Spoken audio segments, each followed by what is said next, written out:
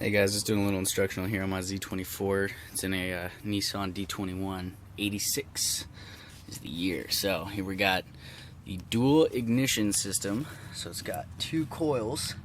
You can see them both right here. So this one is the secondary. This one back here is the primary. So here's the plug here. Took that off, and you got a black and a blue wire going in. That's going to be your positive and your negative for your coil, DC 12 volt. So you need to tie into your negative side on that for your tach, and that's going to be probably your green cable. It's just got four wires coming out the back. You got red, white, black, and green. And so then I just gave myself a little extra room here. Put it in positive, negative cable to kind of give myself some working room, and then tie it in right there. Just a 3-in-1. Get that pigtail in, and then this way I can plug it back in. I'll show you. I just kind of routed that up here, tucked her in a couple places, hold her tight, routed it through and up in the firewall right there where that hose is sticking in. And that just gives me right kind of up underneath the glove box, and I can easily just get it to my dash cluster. Now coming back from that green wire, back that through the firewall, pigtailed in, and I just found a nice good ground up in there. And then I've got my red, which is the shift light.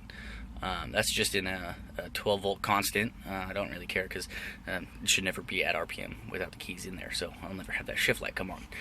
Then instead of the illumination cable, because that's really far back up in there and hard to get to, I just tapped into the switched, so that's the ignition 12 volt lead for my illumination on the bezel face.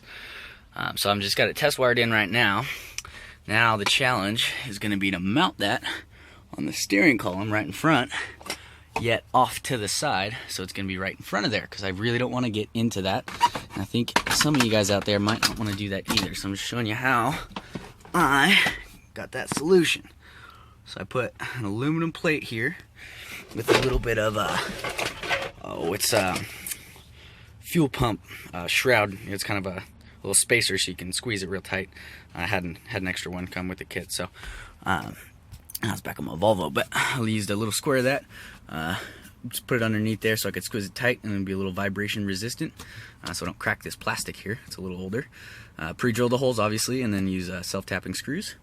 And yeah, so I used some thinner aluminum. Actually ended up folding it 4 times over.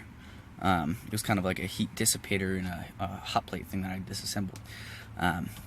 But we've got that, and then yeah, so I held it on with 2 screws, and I'm about to set it up and then mount the tach mount on the bottom and show you guys what that looks like.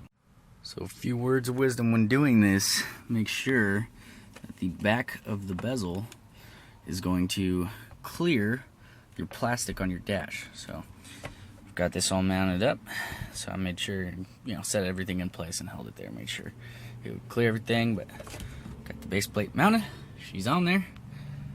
Now it's time to get this wiring up through the dash and make it permanent. So here we are, ladies and gentlemen, the finished product. So I got the cord going back in there through the slit, and then up and underneath the parking / emergency brake, because the top is actually exposed, so you get some wire rub if you do that.